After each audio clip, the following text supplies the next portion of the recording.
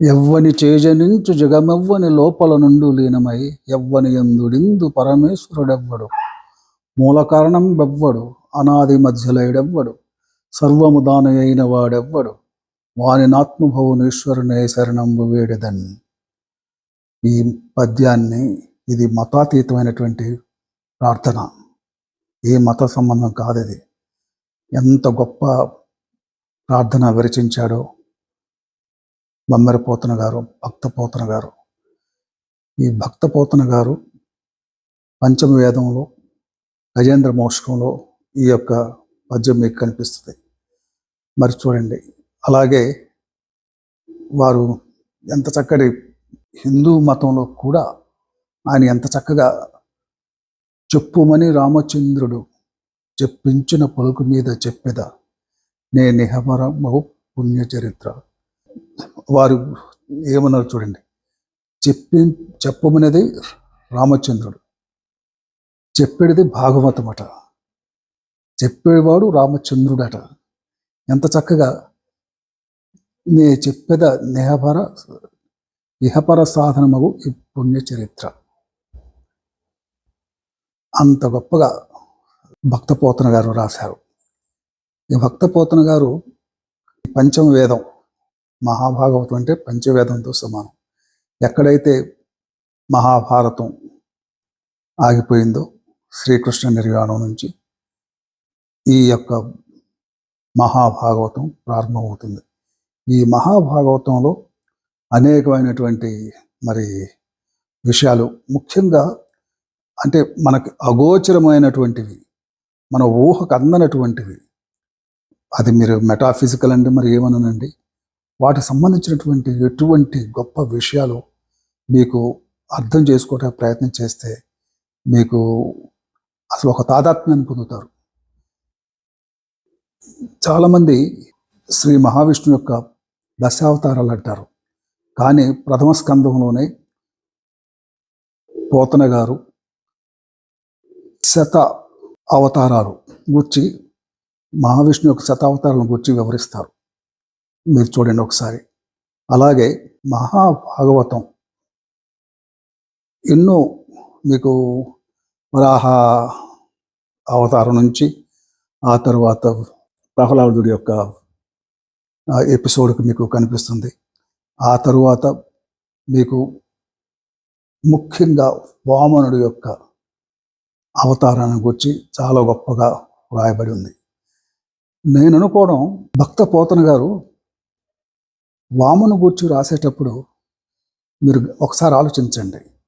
ఆ పాత్రని, అంటే కేవలం భక్త పోతన గారు కదా, అసలు మహాభాగవతం అనేది వ్యాసుడు రాసినటువంటి గురించి కూడా ఎంతగా విష్ణువుని తగ్గించాడో చూడండి. వామనుడిగా చేశాడు. బలి చక్రవర్తి ముందు మహావిష్ణువు ఒక వామనుడిలా అటుపడయ్యాడు. మీరు ఒకసారి అది అసలు ఆ ఊహనం మీరు ఆలోచించండి ఒక్కసారి. ఎంత గొప్ప విషయం అది.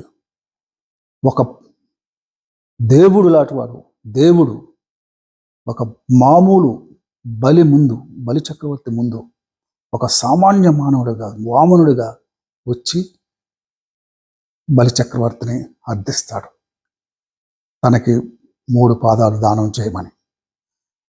మీరు ఊహించండి అసలు. అంటే దేవుడు అనేవాడు మరి ఎటువంటి వాడైనప్పటికీ కూడా, when it comes to question of his devotees, ఎంతవరకు అతను బలి చక్రవర్తి విష్ణు యొక్క డివోటీ కాదు. కానీ మీకు ఒక విషయం చెప్తాను. ఎవరు అసలు బలి చక్రవర్తి? ఎవరు? ప్రహ్లాదుడి యొక్క సంతతివాడు. ప్రహ్లాదుడు ఎవరు? మహావిష్ణువుని మరి కొలిచినటువంటి వాడు, దేవుడిగా స్వీకరించినటువంటి వాడు. అది సంబంధం. ఈ బలి చక్రవర్తి, నేను మీకు మొట్టమొదటి దానిలోనే చెప్పాను ఏ రకంగా బలి చక్రవర్తి రాసేటప్పుడు బమ్మెర పోతన గారు వారాసి ప్రావృతమేదిని అని చెప్పేసి మీకు చెప్పాను. అంతకంటే అధికంగా ఒక చిన్న కంద పద్యంలో ఇంతింతై వటుడింతై నభో వీధిపై నల్లంతై తోయదం మండలాగ్రం. మీరు ఆ పద్యం చదవండి. చిన్న పద్యంలో ఏ రకంగా దేవుడు తన విశ్వరూపాన్ని బలికి కానివ్వండి, అక్కడ ఉన్న ప్రజలు కానీ కనిపిస్తారు. మీకు చూడండి, గొప్పగా రాశారు. అది అంటే నభోలా అసలు మొత్తం బ్రహ్మాండాన్ని ఆక్రమించినటువంటి వామనుడు విష్ణువు. అది ఆ ఎక్స్ప్రెషను మీకు చాలా గొప్పగా ఉంటుంది. అది చదివితేనే కానీ ఎంతో గొప్పగా ఉంటుంది. ఎంత చిన్న చిన్న చక్కటి పదాలతో రాసి చూడండి. లెమ్మా మానవకోత్తమ రమ్మాని వాంఛితమ్ము లేదని కీర్తం తిమ్మాని అడుగుల ఇటు రానిమ్మ కడుగుంగ బలయో నేటికి తడయన్. బలి ఎంతగా ఒకవైపు శుక్రాచార్యులు వారు చెప్తున్నప్పటికి కూడా ఇది నిన్ను చంపడానికి ఉద్దేశించబడిందని చెప్తున్నప్పటికి కూడా తాను ఇచ్చినటువంటి వాగ్దానాన్ని నిలబెట్టుకోవటానికి ఈ యొక్క పద్యం చెప్తాడు. అంతేకాదు, ఒక పద్యం ఉంది. రాజ్యములు గలుగవేస్ గర్వోత్నతిని బొందిరే ఆరేరి సినిమూట కట్టుకుని బోయం జాలిరే హరి అయినన్ హుడైనన్ నీరజవుండ అభ్యాకతుండై అరుదించుటన్. అది ఎంత గొప్ప విషయం నాకు అని చెప్పి అంటారు. అలాగే కాదు, ఆదిని శ్రీతని కొప్పుపై తనువుపై అంశోత్తరీయంబుపై కపోల తటిపై నూతన మర్యాదం చెందు కుచోల తటిపై నూతన మర్యాదం చెందు కరంబు క్రిందయ్యుంట మీదై నా కరంబుంట మేలుగాదే రాజ్యము గీజ్యము సతతమే కాయము నా పాయమే అని భక్త పోతన గారు మరి ఈ మాటలు బలిచేత అనిపిస్తారు. ఎంత ఉదాత్తమైనటువంటి సన్నివేశం అది మీరు ఆలోచించండి. ఇటువంటిది మహాభారతం, మహాభాగవతం అంటే మీరు ఒక్కసారి చదవండి. అలాగే ఇప్పుడు నేను ఇది భక్త పోతనకు సంబంధించింది. నేను కొన్ని చెణుకులు భక్త పోతన గారని చెప్పి అందరూ అంటారు, కానీ భక్త పోతనలో గారిలో కూడా ఒక సరసుడు ఉన్నాడు, ఒక రసజ్ఞ శేఖరుడు ఉన్నాడు. అది నేను మీకు చెప్తాను. చూడండి, భాగవతం రాసిన తర్వాత భారతి ఏడవడం ప్రారంభించింది. ఇది ఎవరికి ఇస్తాడు, ఎవరో రాజుకి ఇస్తారు. చూడండి, అంత సన్నివేశంలో కూడా కాటుక కంటి నీరు చనుకట్టు పయంబడ ఇలహెచ్చేదో. చూడండి, చనుకట్టుని తీసుకొస్తాడు. కాటుక కంటి నీరు చనుకట్టు పయంబడ ఇలహెచ్చేదో హాటుక మైజదద్దను మద్దను గాదిలి కోడల ఓమదంబ ఓ హాటుక గర్భురాని నిన్నాకటికిన్ కొనిపోయి అల్ల కర్ణాట కిరాత కీచకాధములకమ్మ త్రిసిద్ధిగా నమ్ము భారతి అని అంటాడు. చూడండి, భారతికి ఎటువంటి అష్యూరెన్స్ ఇచ్చారో మహానుభావుడు. దానిలో కూడా అది నేనేది ఏంటంటే, ఆ రోజులు ఆ కవుల్లో ఆ తప్పనిసరిగా ఆ రకమైన రసికత ఉండేది.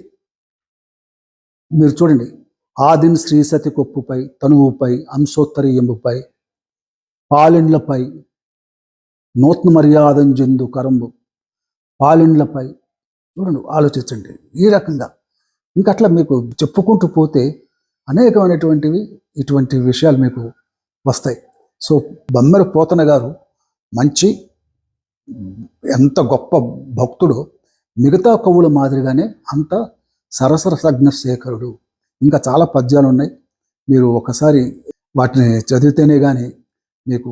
ఇంకోటి చూడండి, గజేంద్ర మోక్షంలో సిరికింజప్పుడు శంఖు చక్రయుగముంజేదో ఈ సంధింపడే పరివారంబును చేరడు అభ్రగపతిన్ ఆకరణత కాంతర ధమిల్లము చక్కనొత్తాడు శ్రీ కుచో పరిచేలాంచలమైన వీడడు గజ ప్రాణావనోత్సాహి. అక్కడ కూడా మరి ఈ కుచాలను తీసుకొస్తాడు. అంటే ఆ రోజు అది దాన్ని మనం తప్పుపడతామా, పట్టగలమా? ఆ సమాజంలో అది చెల్లుబాటు అయినటువంటిది. అలా చేయకపోతే కవిగా బహుశా గుర్తింపబడి ఉండేవాడు కాదేమో. అంత గొప్ప భక్తుడైనప్పటికీ కూడా ఈ విషయాల్లో తను మిగతా వాళ్ళకు ఏమాత్రము తగ్గను అన్నట్టుగా పోతన గారు రాశారు.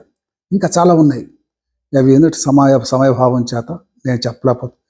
దీని ముఖ్య ఉద్దేశం ఏమిటంటే మిమ్మల్ని ఇంట్రడ్యూస్ చేయడం, కావ్యానికి ఇంట్రడ్యూస్ చేయడం, మిమ్మల్ని దానిలోనూ తరచి చూడమని మిమ్మల్ని కోరడం, మీలో ఒక రకమైన జిజ్ఞాస కలిగించటమే ఈ ఎపిసోడ్ యొక్క ముఖ్యోద్దేశం. దాన్ని మీరు దయచేసి గమనిస్తారని, మీరు ముఖ్యంగా వీటిని మరి చదవటమే కాకుండా పిల్లలు చూడండి, ఆ పద్యం ఉన్నది ఎవ్వని చేజ నుంచి. మేము చిన్నపిల్లలుగా ఉన్నప్పుడు పాఠశాలలో మొట్టమొదటగా ప్రార్థనా గీతం ఇది. ఈ ప్రార్థనా గీతం అయిన తర్వాతనే ఎవరికి వారు వాళ్ళ తరగతులకు వెళ్ళేవాళ్ళు.